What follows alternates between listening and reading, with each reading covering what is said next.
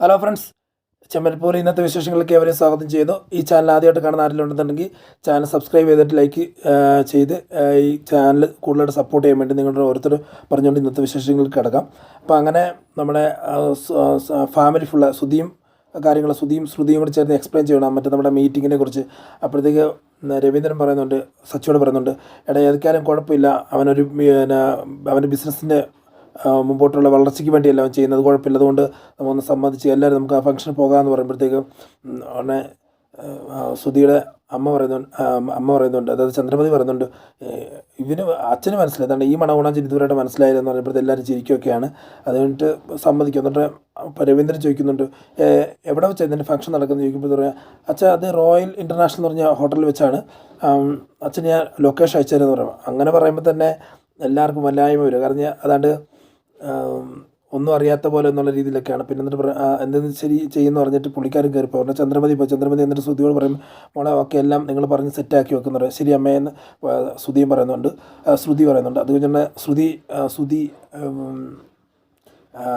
സച്ചിയോടും ശ്രീകാന്തിനോട് പറയുക, എടാ നിങ്ങളോട് രണ്ടുപേരോട് മാത്രമായിട്ട് ഒരു കാര്യം പറയാണ്ട് നിങ്ങൾ വരാമെന്ന് ചോദിക്കും. അതുകൊണ്ട് എന്തിനാണെന്ന് പറഞ്ഞിട്ട് ശ്രുതിയുടെ സച്ചിയുടെ ദേഹത്ത് കയറി പിടിക്കും, വാടാന്ന് പറയുമ്പോഴത്തേക്ക് വിടറ ഞാൻ വന്നേക്കാന്ന് പറഞ്ഞ് പിന്നെ ശ്രീകാന്തൻ വിളിക്കും, ശ്രീകാന്തൻ എന്ന് പറഞ്ഞ് വിളിച്ച് പുറത്ത് കൊണ്ടുപോകണം. അതുപോലെ ശ്രുതിയും പറയാണ്ട് നിങ്ങളോട്, അത് രേവതി നിങ്ങളോട് രണ്ടുപേരോടായിട്ട് എനിക്കും കുറച്ച് കാര്യങ്ങൾ സംസാരിക്കാനുണ്ട്, ഈ മീറ്റിങ്ങിനെ കുറിച്ചൊന്ന് കുറച്ച് കാര്യങ്ങൾ അറേഞ്ച് ചെയ്യാനുണ്ട്, അപ്പം നിങ്ങൾ വരണമെന്ന് പറയുമ്പോഴത്തേക്ക് ഓക്കെ എന്ന് പറഞ്ഞ് രണ്ട് കൂട്ടർ സൈഡിലേക്ക് മാറും.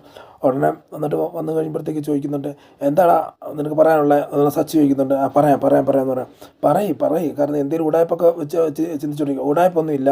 ഒരു കാര്യം, ഇപ്പം നമ്മുടെ ഇത് ഈ അഭിലാഷ് മേനോൻ എന്ന് പറയുന്ന സാർ എന്ന് പറയുമ്പോഴത്തേക്ക് വലിയൊരു കമ്പനിയുടെ ലീഡോ ഇൻ്റർനാഷണൽ എന്ന കമ്പനിയുടെ വലിയ ഓണറാണ്. അപ്പോൾ ആ പുള്ളി നമുക്കൊരു ഡീലർഷിപ്പ് തരുമെന്ന് പറയുമ്പോഴത്തേക്ക് കേരളം മുഴുവനുള്ളൊരു ഡീലർഷിപ്പാണ്. അത് നമ്മൾ തന്നെ നോക്കി നടത്തുവാണെങ്കിൽ ഭയങ്കര രീതിയിൽ നമുക്ക് വളർച്ച ഉണ്ടാകും. അതുകൊണ്ട് കുറച്ച് കാര്യങ്ങൾ നമ്മൾ എക്സ്ട്രാ ആയിട്ട് നമ്മൾ ആ പുള്ളിയെ ബോധ്യപ്പെടുത്തണമെന്ന് പറഞ്ഞ് എന്നെ ബോധ്യപ്പെടുത്താൻ നീ പറഞ്ഞു വരുമ്പോഴേ എനിക്ക് തോന്നിയിട്ടുണ്ട്, സച്ചി പറയും, നീ പറഞ്ഞു വരുമ്പോഴേ എനിക്ക് തോന്നിയിട്ടുണ്ട് എന്തെങ്കിലും ഉടായ്പായിരിക്കും, കാര്യങ്ങൾ പറയുന്നത്. അതല്ലടാ, കാര്യം നമ്മൾ പുള്ളിയായിട്ട് ഡീലർഷിപ്പ് നടത്തുമ്പോഴത്തേക്ക് ഒരു എൻ്റെ ഫാമിലി ഇച്ചിരി കാശുകാരായിട്ടുള്ള ഫാമിലിയാണ്, അല്ല അത്യാവശ്യം നല്ല ഫാമിലിയാണ്, സ്റ്റാൻഡേർഡുള്ള ഫാമിലിയാണെന്ന് പറഞ്ഞിട്ടുണ്ടെന്ന്. ഉടനെ സച്ചി പറയും, അതിനിപ്പോൾ എന്നാ കുഴപ്പം, ഫാമിലി ബാക്ക്ഗ്രൗണ്ട് ചോദിക്കുന്നുണ്ടെന്ന് പറയുമ്പോഴത്തേക്ക് എൻ്റെ ഫാമിലിയോട് ചോദിക്കുന്നത്, അച്ഛൻ റിട്ടയർഡ് ബസ് ഡ്രൈവറായിരുന്നു, പിന്നെ എൻ്റെ അനിയൻ ഒരു 2 കാറിൻ്റെ ഓണറാണ്, പിന്നെ അനിയൻ ഷെഫാണ്, ഇങ്ങനെയൊക്കെ പറഞ്ഞപ്പോൾ അത് അവിടുത്തെ വിഷയം എന്ന് പറയുമ്പോൾ, അത് എന്ത് വിഷയം, അവിടെ എന്ത് വിഷയിക്കുന്നതെന്ന് ചോദിച്ചാൽ, അതല്ല ഞാൻ ഇത്രയും വലിയ കമ്പനിയുടെ ഓണറല്ലേ, അപ്പോൾ ആളോട് പറഞ്ഞേക്കുന്നത് നമ്മൾ ചെറിയ രീതിയിലൊരു കള്ളത്തരമാണ് ഇപ്പോൾ പറഞ്ഞേക്കുന്നത്. കള്ളത്തരം എന്ന് പറഞ്ഞാൽ നമ്മുടെ ബിസിനസ്സിന് വേണ്ടിയല്ലേ പറഞ്ഞേക്കുന്നത്. അതുകൊണ്ട് പറഞ്ഞേക്കെന്ന് പറഞ്ഞാൽ, നീ 50 കാറിൻ്റെ ഓണറാന്ന് പറയുമ്പോഴത്തേക്ക് 50 കാറിൻ്റെ ഓണറാണ് ഞാനോ? അതെ 50 കാറിൻ്റെ ഓണറാന്ന് പറയുമ്പോൾ എടാ നീ ആവശ്യമില്ലാത്ത പരിപാടി പറയരുതെന്ന് പറയും. ഉടനെ എന്നിട്ട് ശ്രീകാന്ത് ചോദിക്കുക, അപ്പോൾ എന്നെക്കുറിച്ച് എന്താ പറഞ്ഞിരിക്കുന്നത്, നീ ഒരു വലിയ റെസ്റ്റോറൻറ്റ് ഓണറാന്ന് പറയും. ഇതെന്ത് പറഞ്ഞു വെച്ചേക്കുന്നത്, ചുമ്മാ ആവശ്യമില്ലാത്ത പരിപാടിയൊക്കെ പറഞ്ഞു വെച്ചാൽ നമ്മളെ പിടിപ്പിക്കാനുള്ള പരിപാടിയാണോ? ഇനി ആ പുള്ളിയുടെ മുമ്പേ വെച്ച് പോയി പുള്ളി എന്നെ ഇപ്പോൾ കണ്ടുപിടിക്കുകയാണെങ്കിൽ തന്നെ നിൻ്റെ ഡീലർഷിപ്പ് മുഴുവൻ പോകും. ഇത് നീ പിടിപ്പിക്കുകയാണെങ്കിൽ അടിയേ കിട്ടത്തുള്ളൂ, അല്ലാതെ നിനക്ക് ഡീലർഷിപ്പ് ഒന്നും കിട്ടത്തില്ലെന്ന് പറയും. അങ്ങനെയല്ലടാ, ഇങ്ങനെ പറയണം, അല്ലാതെ നമുക്ക് രക്ഷയില്ല. ഇപ്പം ഞാനിപ്പോൾ പഠിച്ച് ഇത്ര ഡിഗ്രിയൊക്കെ എടുത്ത് ഇങ്ങനെ ഒരു ബിസിനസ് ചെയ്ത് ഒരു ചെറിയ കള്ളം പറഞ്ഞ് ആ ബിസിനസ്സിൻ്റെ ഒരു വളർച്ചയ്ക്ക് വേണ്ടി മുമ്പോട്ട് എല്ലാവരും ഒന്ന് നിൽക്കുകയാണെന്നുണ്ടെങ്കിൽ നല്ലതല്ലേ.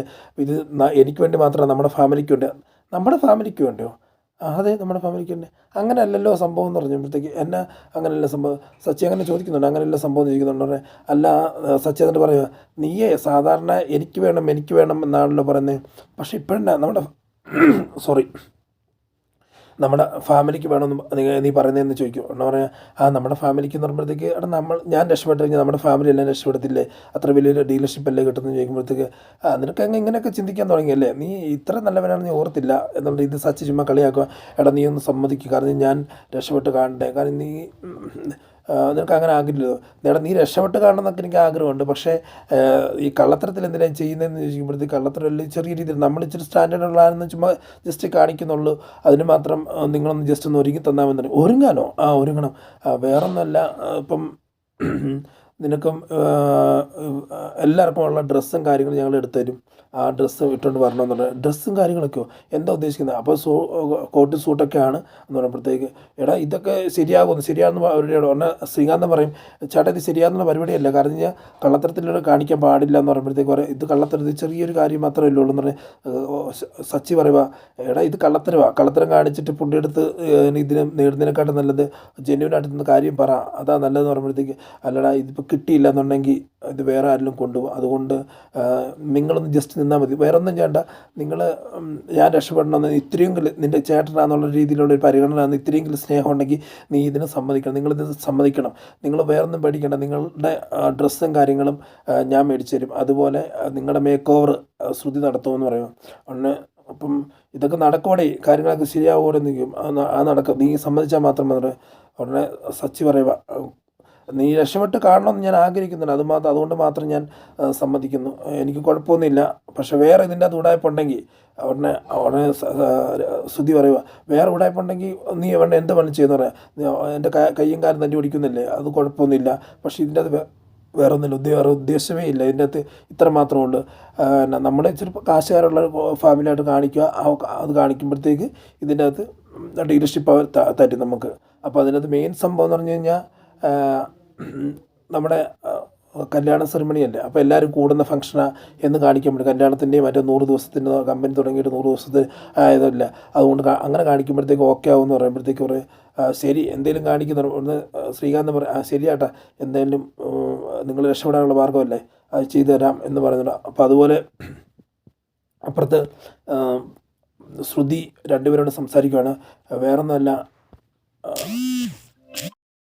ശ്രുതി പറയും, എങ്ങനെ നമ്മളൊരു സെറ്റപ്പായിട്ട് പോയാൽ മാത്രമേ, അതായത് നല്ല സ്റ്റാൻഡേർഡായിട്ടുള്ള ഒരു ആൾക്കാരായിട്ട് പോയാൽ മാത്രമേ നമുക്കവിടെ ഡീലർഷിപ്പ് കിട്ടത്തുള്ളൂ, കാരണം ആ പുള്ളി നമ്മുടെ ബാക്ക്ഗ്രൗണ്ടൊക്കെ ഒന്ന് ചിന്തിക്കത്തില്ലേ എന്നുള്ള രീതി ചോദിക്കുമ്പോഴത്തേക്ക് രേവതി പറയും, ചേച്ചി ഇതൊക്കെ ശരിയാണോ, കാരണം എൻ്റെ ചേട്ടൻ 50 കാറിൻ്റെ ഓണർ എന്ന് പറയുമ്പോഴത്തേക്ക് ആരും വിശ്വസിക്കുക, അതിനൊരു ലുക്കുണ്ടോ പുള്ളിക്കാരന്, കാരണം എനിക്കതിന് ലുക്കുണ്ടോ, കാരണം നിങ്ങളെന്തിനാ ഇങ്ങനെയൊക്കെ പറയുന്നത്, ആ ഡ്രസ്സും മേക്ക് ഓവറൊക്കെ ചെയ്തു തരാം, കുഴപ്പമൊന്നുമില്ല എന്ന് പറയുമ്പോൾ വർഷയും കുഴപ്പമൊന്നുമില്ല, വർഷം അത്യാവശ്യം നല്ല ഫാമിലിയിലൊക്കെ അല്ലേ ജീവിച്ചപ്പോൾ അതുകൊണ്ട് വർഷയ്ക്കും ലുക്കിനും കാര്യങ്ങളൊന്നും കുഴപ്പമൊന്നുമില്ല എന്ന് പറയുമ്പോഴത്തേക്ക് രേവതി ശ്രുതി വലിയ ഫാമിലിയിലൊക്കെ ആയതുകൊണ്ട് ശ്രുതിക്ക് അങ്ങനത്തെ ലുക്കിനും കാര്യങ്ങൾക്ക് കുഴപ്പമൊന്നും ഉണ്ടാകത്തില്ല, അതൊക്കെ നല്ല സെറ്റായിട്ട് വരും, പക്ഷെ ഞങ്ങളെ സംബന്ധിച്ചോളം അങ്ങനെ അല്ലല്ലോ എന്ന് പറയുമ്പോഴത്തേക്ക് ഒന്നും പേടിക്കേണ്ട, നല്ല രീതിയിൽ ഡ്രസ്സൊക്കെ ധരിച്ച് കഴിയുമ്പോഴത്തേക്ക് കുഴപ്പമൊന്നുമില്ല എന്ന് പറയുമ്പോഴത്തേക്ക് ശ്രുതി പറയുക, അല്ല രേവതി പറയും, എനിക്കറിയത്തില്ല സച്ചേട്ടൻ ഇത് സമ്മതിക്കുമെന്ന് തോന്നുന്നില്ല, സച്ചേട്ടൻ ഇങ്ങനെ കള്ളത്തരത്തിന് കൂട്ടി നിൽക്കത്തില്ല എന്ന് പറയും, ഇത് കള്ളത്തരമല്ലല്ലോ, കാരണം ഒരാൾ കമ്പനി രക്ഷപ്പെടാത്താൻ വേണ്ടി ചെറിയൊരു രീതിയിലുള്ളൊരു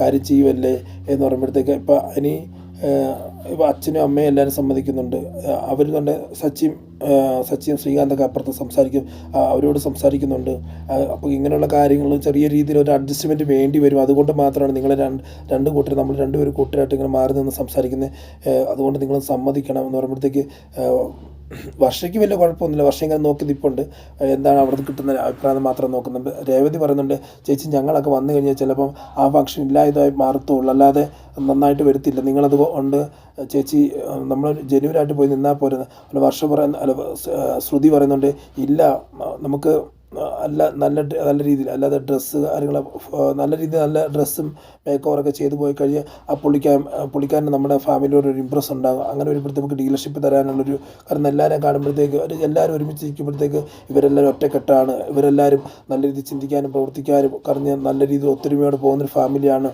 എന്ന് കാണുമ്പോഴത്തേക്ക്, മാത്രമല്ല നമ്മൾ ഈ ഇത്രമേൽ അതത് സച്ചിക്ക് 50 കാറുണ്ട്, ശ്രീകാന്തിന് സ്വന്തമായിട്ട് റെസ്റ്റോറൻറ്റ് എന്നൊക്കെ കാണുമ്പോഴത്തേക്ക് നല്ലൊരു ഫാമിലിയാണ്, അവർ ഉയർന്നു വരുന്ന, അത് വളർച്ചയിൽ കൂടുതൽ ഫോക്കസ് ചെയ്തൊരു ഫാമിലിയാണെന്ന് അവർ കണ്ടുകൊണ്ട് അങ്ങനെ നമുക്ക് ഡീലർഷിപ്പ് തരും രേവതി എന്ന് പറയുമ്പോഴത്തേക്ക് രേവതി പറയും, എനിക്കറിയത്തില്ല സച്ചിയായിട്ട് സമ്മതിക്കുമോ എന്ന്, പക്ഷേ എനിക്ക് ഈ കള്ളത്തരം പറഞ്ഞാൽ താല്പര്യമില്ല എന്ന് പറയുമ്പോഴത്തേക്ക് പെട്ടെന്ന് അങ്ങോട്ടത്തേക്ക് നമ്മുടെ ശ്രുതി വരുവാണ്. ശ്രുതി എന്നിട്ട് പറഞ്ഞാൽ ഒരു സന്തോഷ വാർത്ത, കാരണം എന്ന് പറഞ്ഞാൽ സച്ചിയും ശ്രീകാന്തും കാര്യങ്ങൾ സമ്മതിച്ചെന്ന് പറയും. ഉടനെ രേവതി ചോദിക്കും, സമ്മതിച്ചോ?